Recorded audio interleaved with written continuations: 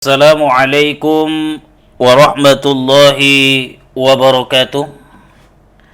Bismillah, alhamdulillah, wassalatu wassalamu ala sayyidina Muhammad ibn Abdullah wa ala alihi wa sahbihi wa mawalah, amma ba'. Segala puji bagi Allah, salawat dan salam atas Rasulullah sallallahu alaihi wasallam. Semoga kelak kita akan mendapatkan syafaatnya di yaumil akhirat kelak. Amin ya rabbal alamin. Sahabat muslim inspirasi yang dimuliakan oleh Allah Subhanahu wa taala. Hari ini kita akan mulai kajian syarah kitab Bidayatul Hidayah Imam Al-Ghazali yang berjudul Maraqil Ubudiyah, yang disyarahkan oleh Imam Nawawi Al-Bantani atau yang dikenal dengan Imam Nawawi Al-Jawi. Sahabat muslim inspirasi yang dimuliakan oleh Allah Subhanahu wa taala, sebelum kajian ini kita mulai, mari kita membacakan Al-Fatihah untuk Imam Al-Ghazali dan Imam Nawawi Al-Bantani. Al-Fatihah.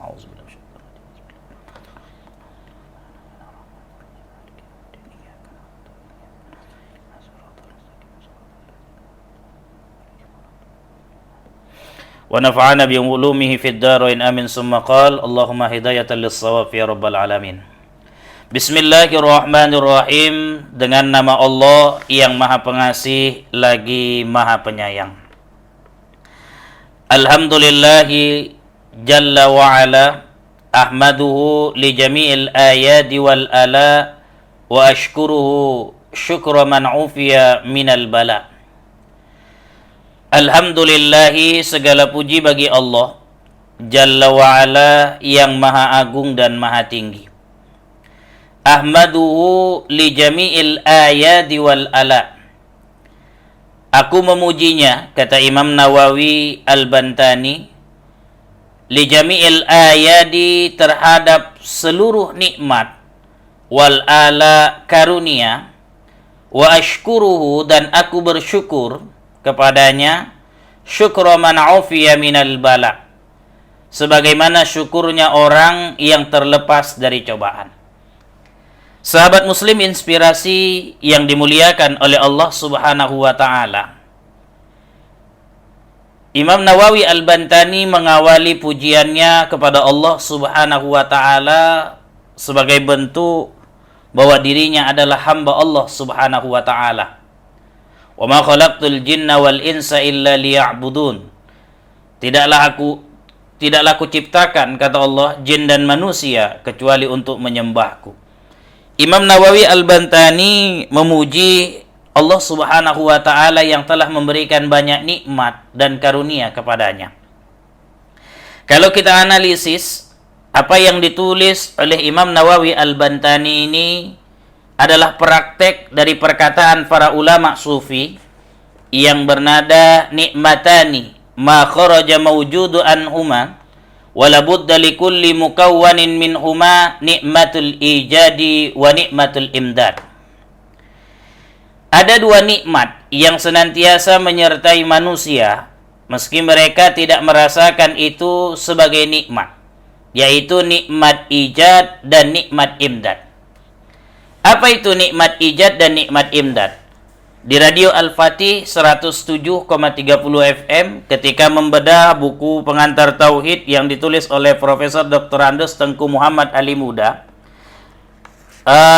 Profesor Dr. Andes Tengku Muhammad Ali Muda menjelaskan yang dimaksud dengan nikmat ijad itu adalah nikmat yang ada pada diri kita, seperti zat kita, sifat kita, pengetahuan kita, ilmu kita yang diberikan oleh Allah Subhanahu wa taala, itu namanya nikmat ijad. Kita jarang mensyukuri keberadaan diri kita. Jarang kita menerima apa yang dihadirkan oleh Allah Subhanahu wa taala. Imam Nawawi Al-Bantani dalam ketika menjelaskan bukunya ini, ketika menulis kitab yang Maraqil Ubudiyah ini, beliau mengawalinya, mari kita bersyukur kepada Allah terhadap nikmat yang luar biasa yang diberikan oleh Allah Subhanahu wa taala, itulah nikmat ijad. Nah, maka kita diajarkan sebelum tidur itu kita membaca Bismikallahumma ahya wa bismika amut. Nah, dengan nama Allah aku hidup dan aku mati. Baru telah bangun, alhamdulillahillazi ahyana ba'dama amatana wa ilaihin nusyur. Kita diajari oleh Allah Subhanahu wa taala untuk sebenarnya mensyukuri nikmat itu, tapi terkadang kita melupakannya. Maka Imam Nawawi Al-Bantani ketika menulis kitab Maraqil Ubudiyah ini, dia mengingatkan kita. Walaupun khitabnya itu adalah terhadap dirinya, dia mengatakan ahmaduhu li jamil ayadi wal ala. Aku memuji Allah Subhanahu wa taala terhadap semua nikmat dan karunia. Sebenarnya Imam Nawawi Al-Bantani mengajak kita untuk juga mensyukuri segala karunia dan nikmat yang diberikan oleh Allah Subhanahu wa taala.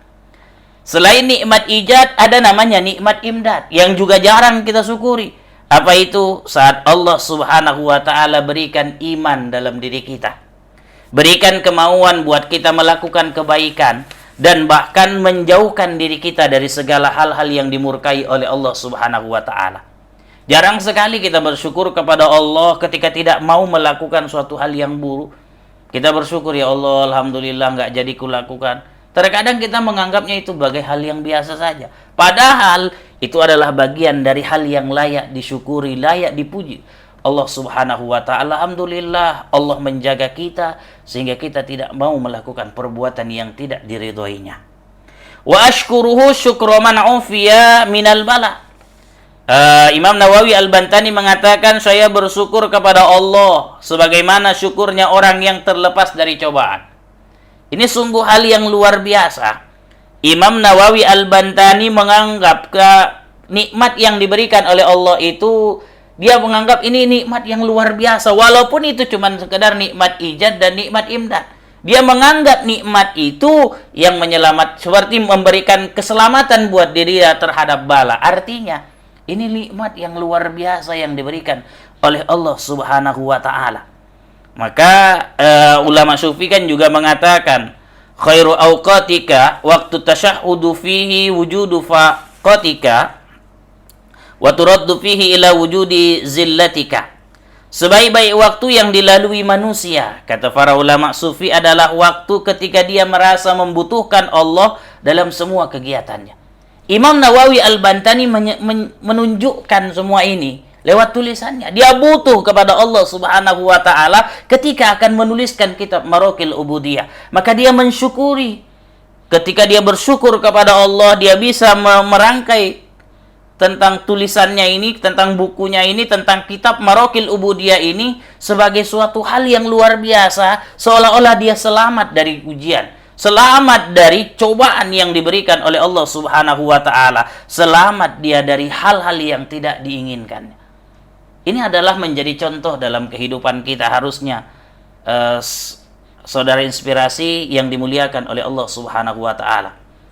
Jadi ketika kita mendapatkan suatu nikmat, jangan lupakan Allah Subhanahu wa taala. Segeralah bersyukur kepada Allah, walaupun itu cuma nikmat ijad dan nikmat imdad. Bangun terbuka mata, alhamdulillah ya Allah, mata ini masih bisa terbuka. Ini nikmat yang luar biasa, tapi jarang kita syukuri. Punya tangan, kita jarang bersyukur kepada Allah Subhanahu wa taala. Harusnya kita mensyukuri nikmat ini.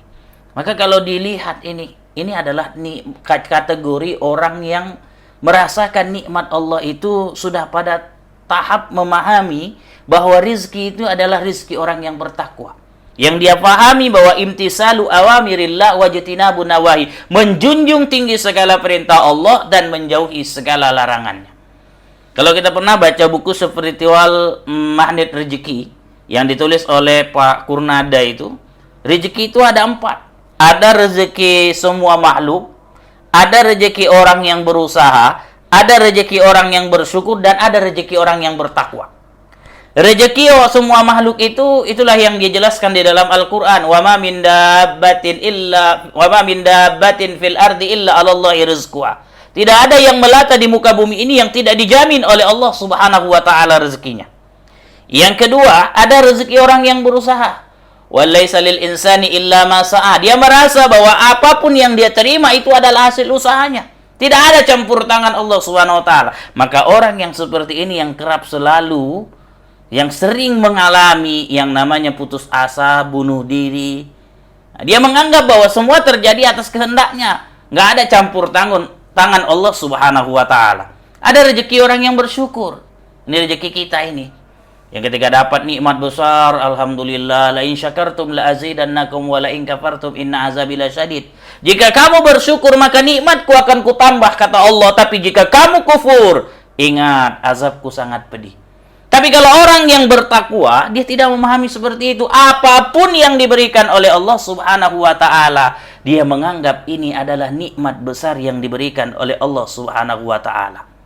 Maka ketika kita memahami hadis Rasulullah Sallallahu Alaihi Wasallam yang menjelaskan kepada kita, mutirun nasu ala ahdin Nabi Sallallahu Alaihi Wasallam.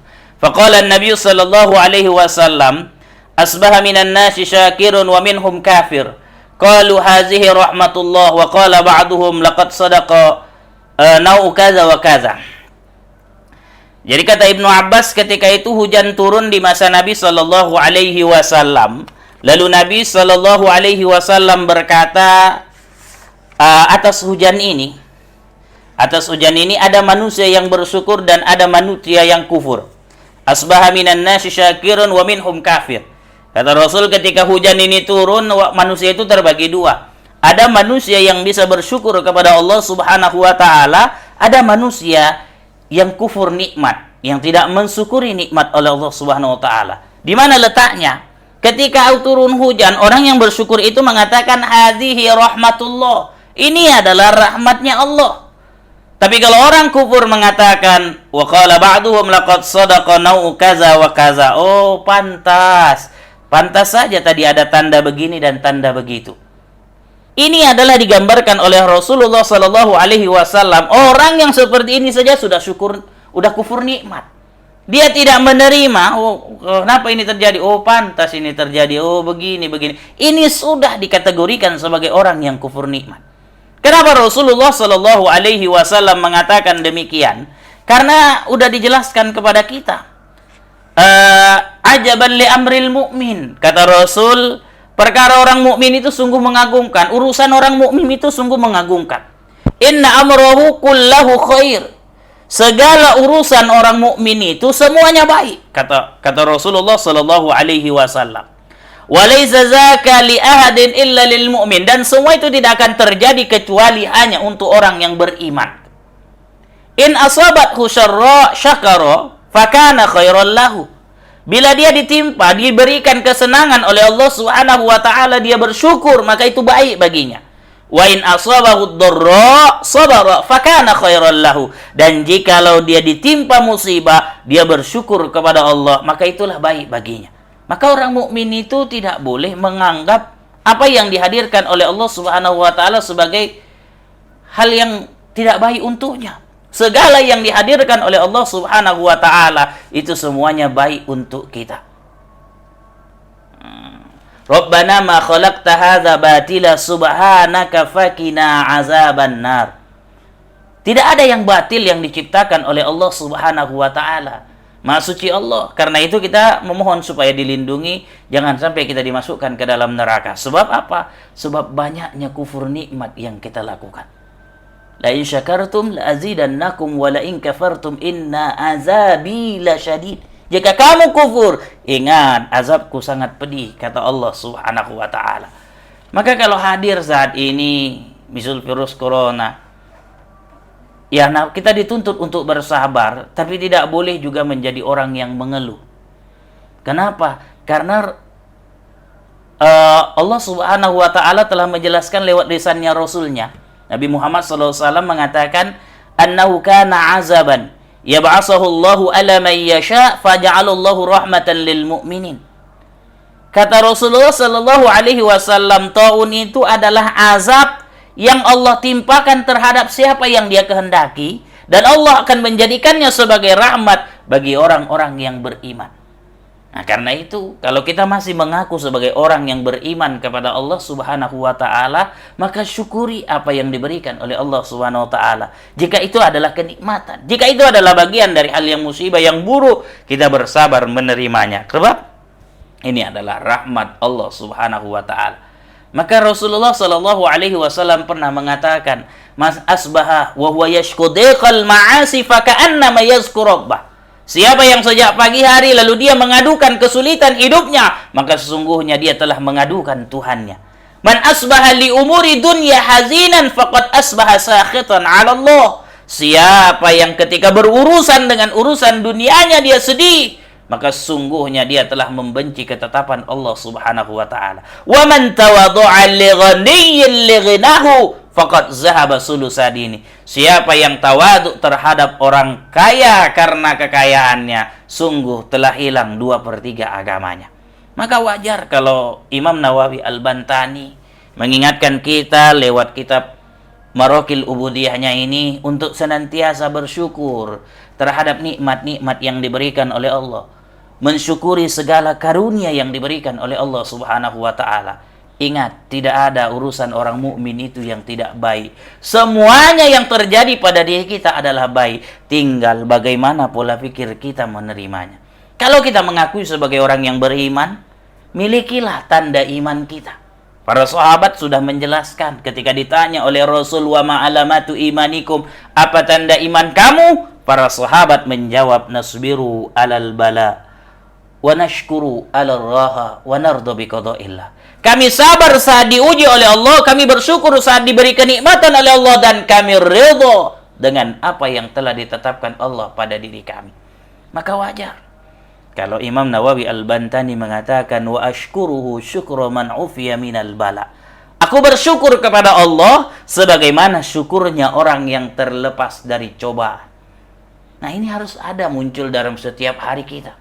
Kalau ini bisa melekat dalam diri kita, insya Allah tidak ada yang sulit yang kita rasakan.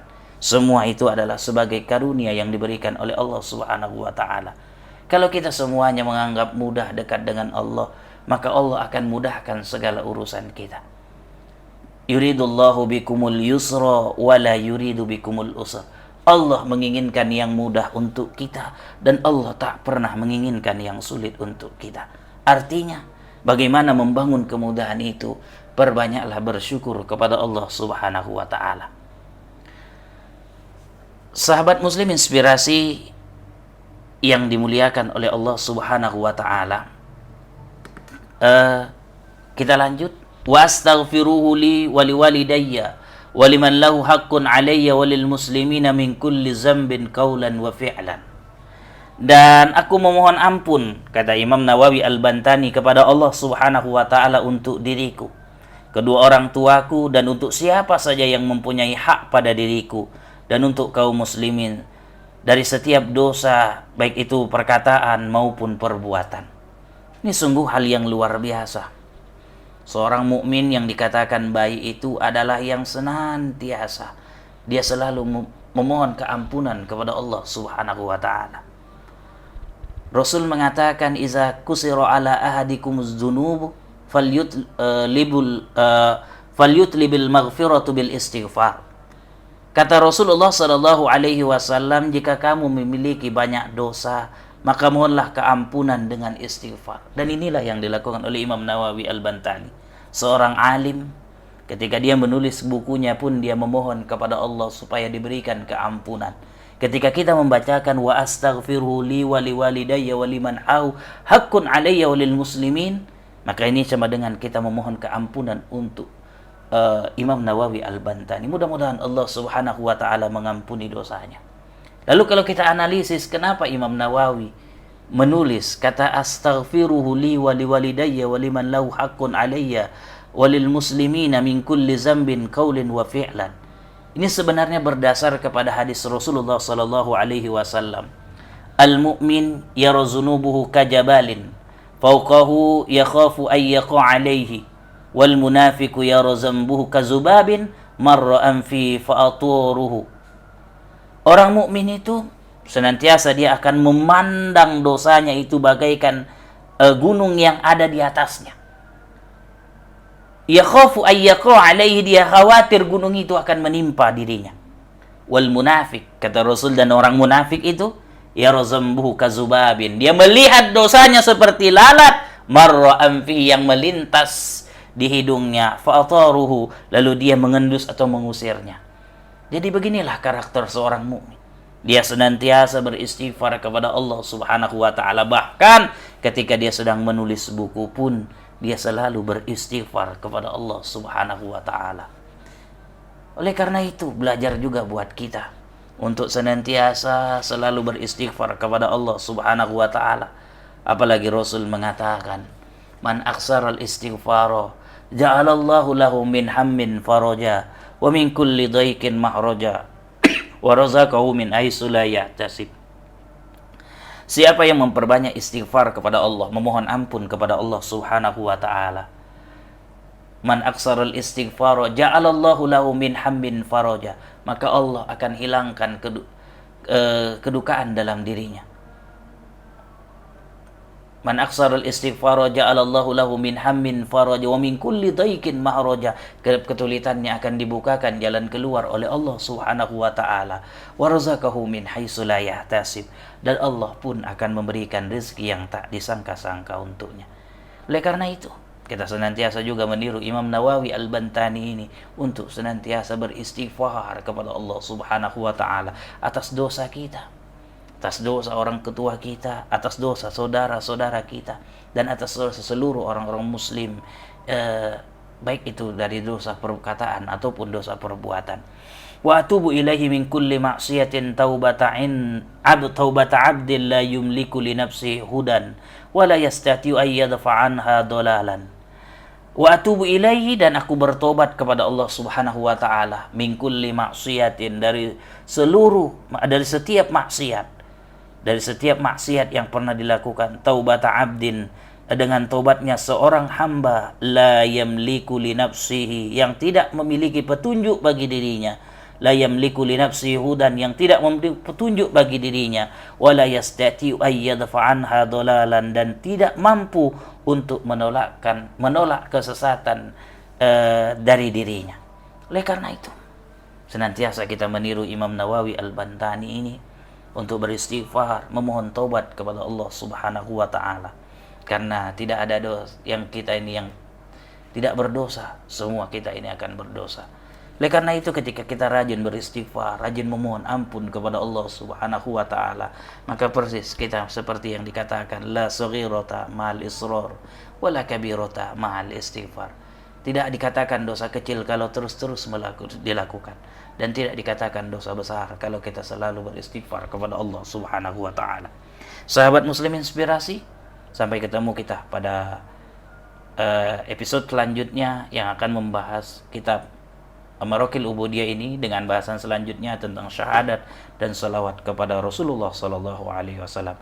Terima kasih atas segala perhatian. Jika Anda memiliki pertanyaan yang ingin ditanyakan, silahkan ajukan pertanyaan ke WhatsApp Ustadz Rahmat Hidayat Nasution LC di 0812 6328 5180, 0812 6328 5180.